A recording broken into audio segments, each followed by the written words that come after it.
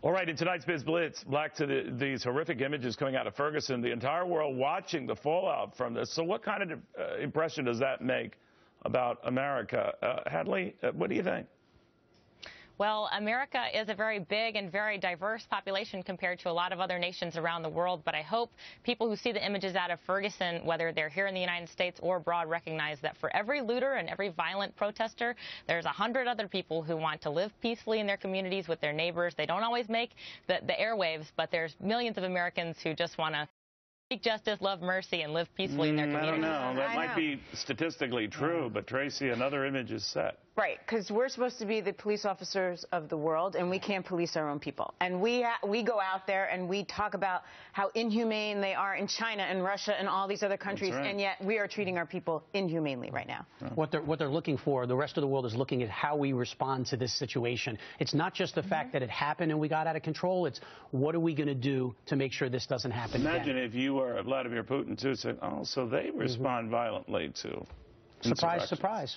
We're humans like everybody else. Or they weren't there. No one was there to protect the people. That doesn't send a very good signal either. That's true. Very good point. On to issue 2 right now, a little less divisive. Should the government actually worry about pork than whether we're getting porky? The FDA now forcing companies to disclose which food items could make you bloated. Now, I think the government should be more upfront about its bloated budgets, like $500,000 to study shrimp walking on a treadmill. Some of them running, so some of them were actually productive. Or $3.9 billion to get monkeys drunk. A panic if you haven't seen it. But Tracy, a bit much? Yes, because I think we also tested whether to see drunk fraternity boys did better or not in Vegas. There you go. That's a study worth. Just out of curiosity, right. Did they? No, they did worse. They did not. They did worse. Right, we're spending. So apparently we needed the study. Yeah. We're spending $1 million, the Department of Education, at a big, huge, lavish event in Atlantic City, in Vegas.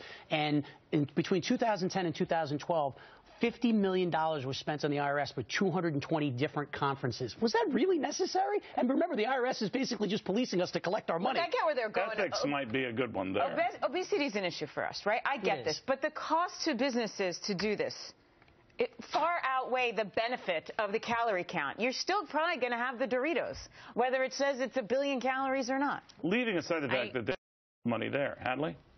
I agree with Tracy that these calorie counts, not only are they costly, but people don't actually, researchers have found, they don't actually take the calorie count into consideration when they're making their menu choices. And the same is true, in a way, for spending. We don't pay attention. We don't get any spending. Until it is too late. Until it is too late. Guys, thank you all very much. Meanwhile,